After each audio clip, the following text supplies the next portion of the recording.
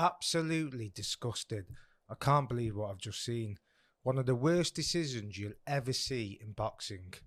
What a fucking joke.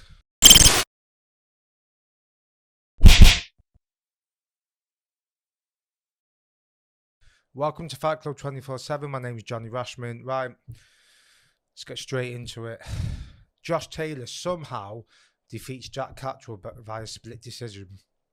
One of the worst decisions you'll ever see. I mean, I'm lost for words. I don't know what to fucking say, to be quite honest with you. That fight, I said earlier on in the week, right? No one else was saying this. I fucking said it. I said Catterall will cause him problems, right? He was being overlooked and overlooked and overlooked. Cal Buck even said, Taylor will take him out in 4 rounds. The amount of disrespect to Jack Catterall, I couldn't believe. Taking all that away, forget all that. The actual fight, the most shocking part was Catterall outboxed him. I couldn't believe it. Outboxed him at long distance, right? Josh Taylor's just resorted to just clubbing punches, overhand rights, and making it rough and tough. And he was the one who was making it dirty. Catterall was the one that looked the slicker boxer. That left hand was timed magnificently, beautifully. And I said earlier on in the week that him and Jamie Moore had a long time to prepare for this fight, a long time. So it made him dangerous, right? Everyone was writing him off. Right, and it became evident early on, I think it was the first round, the second round, he nailed him with a left hand, right?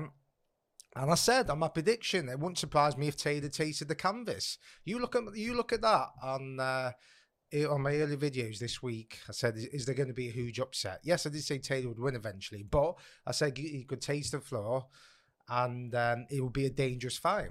But Jack Catterall won that fight. I mean, even with the knockdowns, let's look at the actual punch stats.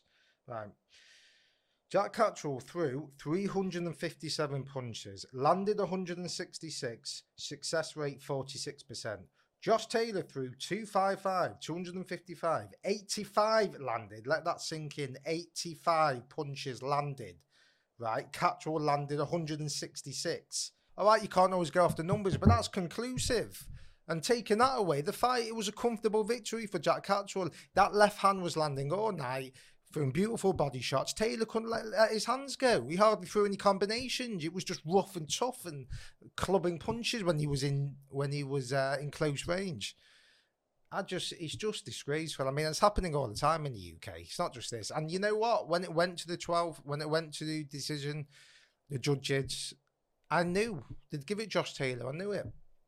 Bent as anything, corrupt.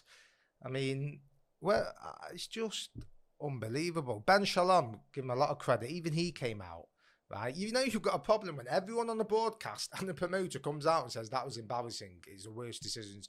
That was one of the worst decisions I've seen. Embarrassing, right? Johnny Nelson, all of them, Matt Macklin, they all had. Adam Smith. You watch the end of the fight, Adam Smith, the winner's Jack Catterall. Commentators don't do that unless it's absolutely conclusive. Right? Josh Taylor's saying after the fight he thought he won and all this. Look, fighters are going to say that's hard when they've not seen it. When he sees it back, he'll know he never landed anything. He never threw anything and never landed anything. How's he won the fight? Absolutely shocking, right? I'm fucking pissed off, to be quite honest with you. Jack Catterall, that was his time to win all those belts.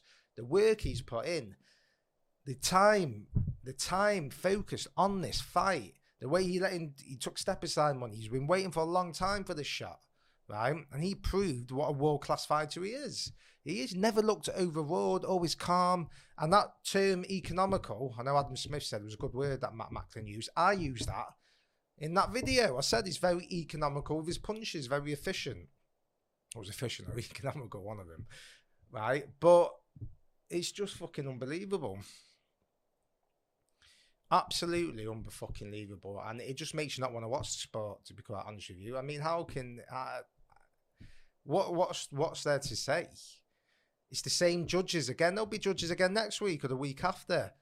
It doesn't bother to them because the people overriding them, no one's overriding them. Who are they accountable to? Right? Who's appointed the British Boxing Board of Control? Who are they accountable to? Right? No one.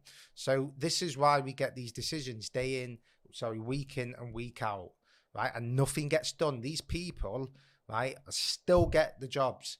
right? Are still allowed to judge, still collect money doing it. Any other line of work, if you're that incompetent, you're either bent or incompetent. It's one of the two, right? And I'm saying you're bent. That's what I'm saying. It's unbelievable, and it's a fucking joke.